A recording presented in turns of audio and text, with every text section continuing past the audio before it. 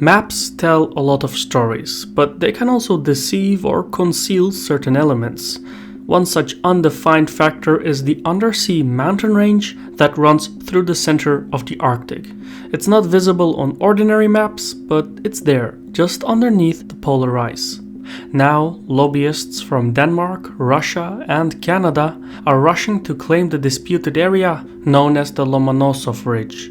The winner will get to extend its continental shelf over the North Pole and in doing so claim all the natural riches and change the global map and consciousness forever.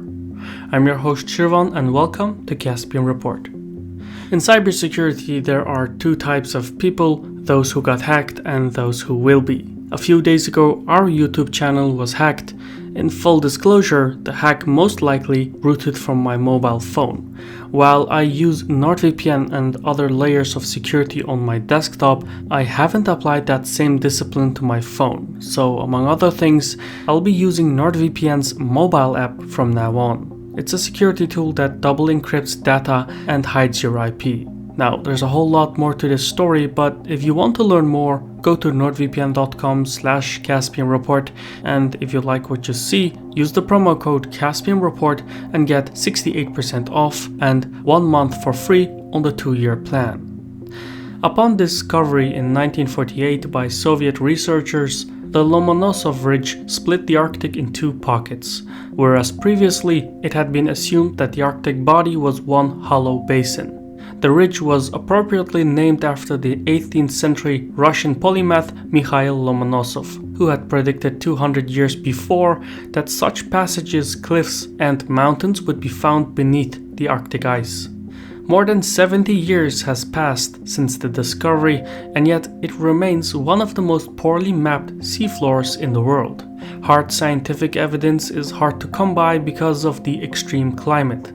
Even with multi-beam sonar technology, which is the most powerful tool for deep-sea exploration, the resolution of the Lomonosov Ridge is only in the order of hundreds of meters. To get more accurate data requires a lot more surveys from all possible angles. What makes the process even more taxing is that charting a bathymetric map is not enough hard evidence. Besides multi-beam sonar mapping, scientists need to physically obtain a piece of the ridge. This is easier said than done. Getting to the Arctic is hard enough, but one then needs to extract a lump of rock that is submerged beneath hundreds of meters of water topped with floating sea ice.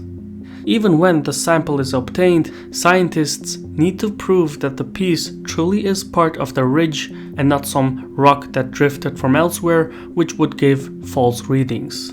Only by following these steps can scientists look to trace the geological origins of the mountain range. The whole process takes time, expertise, and a lot of funding. It's no wonder then that the Arctic seafloor is so poorly charted. The reason why this scientific progress matters is because of the protocols of the law of the sea. All the coastal nations in the Arctic have an exclusive economic zone that stretches up to 370.4 kilometers from the shore. Everything within this zone gives the owner exclusive rights to exploit or license the living and non-living natural resources, but also to lay down infrastructure like subsea pipelines or submarine communication cables. However, that same law permits a state to extend its rights over the seabed for a distance of 648 kilometers from the coast. Within this extended continental shelf, a state retains exclusive rights over the non-living resources. However, while the protocols of the law of the sea allow a country to extend its continental shelf through legal mechanisms, the overseeing committee is scientifically oriented. Known as the UN Commission on the Limits of the Continental Shelf, the body refrains from politics and instead looks strictly to the science. So claiming a continental shelf is a scientific process and thus requires hard scientific evidence. 3 coastal nations, Russia, Canada, and Denmark, by its extension of Greenland, claim to have sovereign rights over the continental shelf in the Arctic. And there is a reason to invest. Not just because it would change the world map, but because of the wealth underneath. An assessment by the US Geological Survey estimates that about 22% of the world's undiscovered crude oil and natural gas sits in the Arctic Circle. Global warming is making those assets more accessible. However, a large segment of the Arctic, including the North Pole, currently lies beyond the exclusive economic zone of the coastal nations. Thus, a favorable verdict by the UN Commission would grant one incredible riches to exploit or license. The tug-of-war between Denmark, Canada, and Russia ultimately boils down to the Lomonosov Ridge. At a depth of around 1700 meters and a length of 1800 kilometers, the ridge runs near the North Pole and bisects the Arctic Ocean.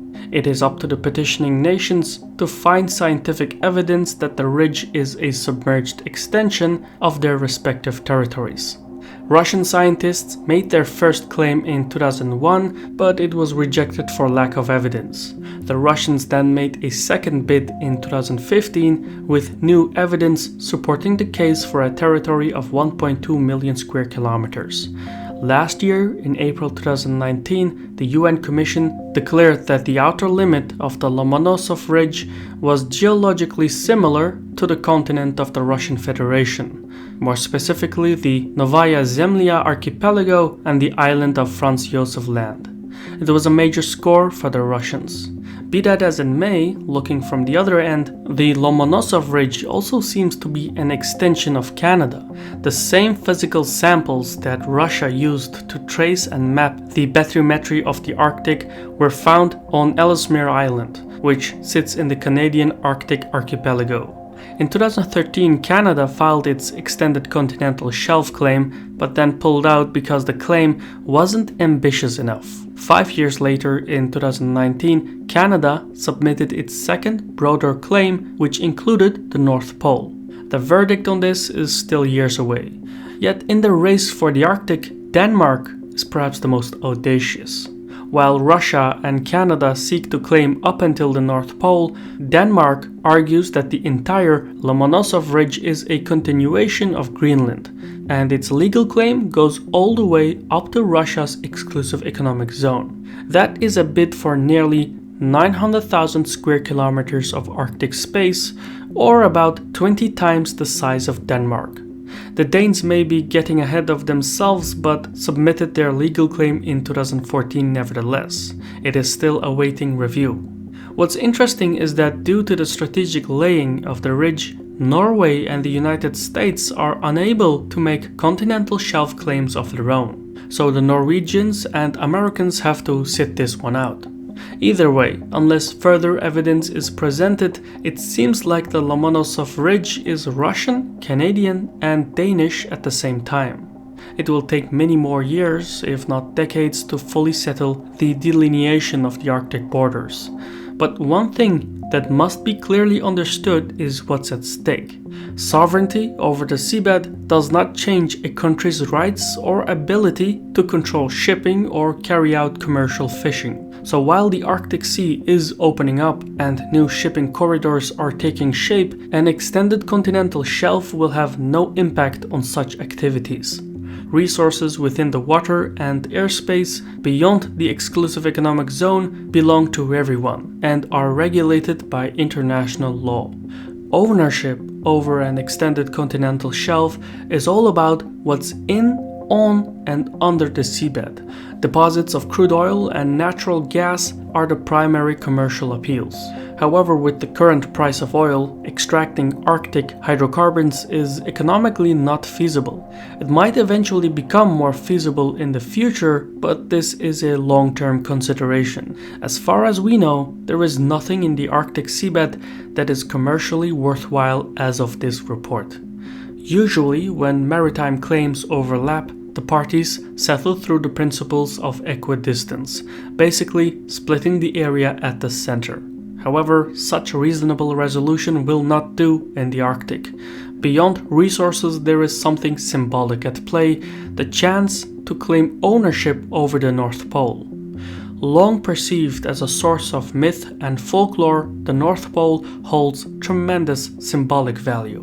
it is a place most people will never visit, and yet it holds a special place in the consciousness of many societies. Maps have long been tools of statecraft and national cohesion. They depict connections between communities and places. Maps assert sovereignty, portray progress, opportunity, and risk. And even though most flat maps are flawed, they remain influential. For example, in most American maps, Alaska is placed in a small inset box, relegating the state to a secondary geographic status. It is one of the reasons why Americans do not recognize the United States as an Arctic nation. In China, meanwhile, the map is intentionally showcased vertically, so its territorial claims in the South China Sea become contiguous with the mainland. The map reinforces the idea that China is both a continental power as well as a maritime power. So maps play an important role in shaping national policy and shaping public support. That's why Denmark, Canada, and Russia have included the North Pole in their legal submissions. All three petitioners see themselves as Arctic nations. The North Pole is the one place where all three claims overlap. Denmark's interest comes from its autonomous territory Greenland. Claiming the North Pole is a way of shoring up its approval in independence-seeking Greenland. Without Denmark, Greenland could never make a claim for the North Pole. It doesn't have the expertise or funding for the scientific expeditions. So Danish policymakers are ultimately trying to illustrate the benefits of Greenland's union with Denmark.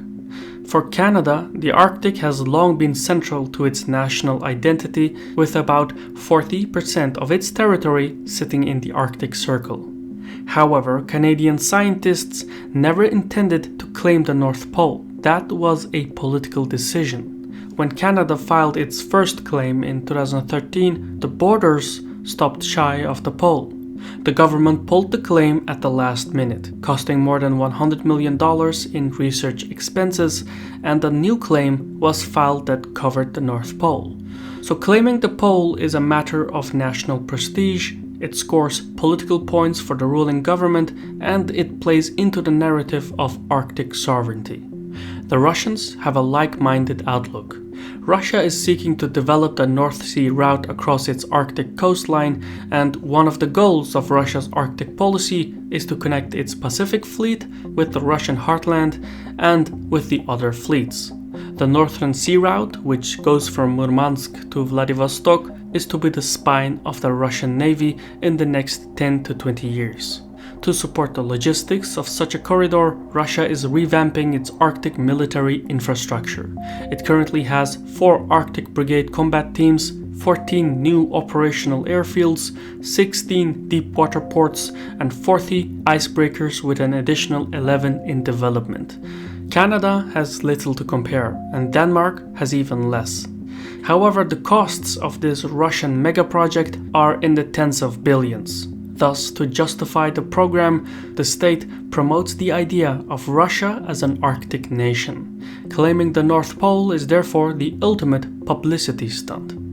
Now, does this mean that the three nations will resolve their differences by sheer force? Not likely. The Commission on the Limits of the Continental Shelf operates along scientific lines and is very much apolitical. Whenever there are tensions on a specific claim, the Commission simply drops the case and leaves the matter unaddressed.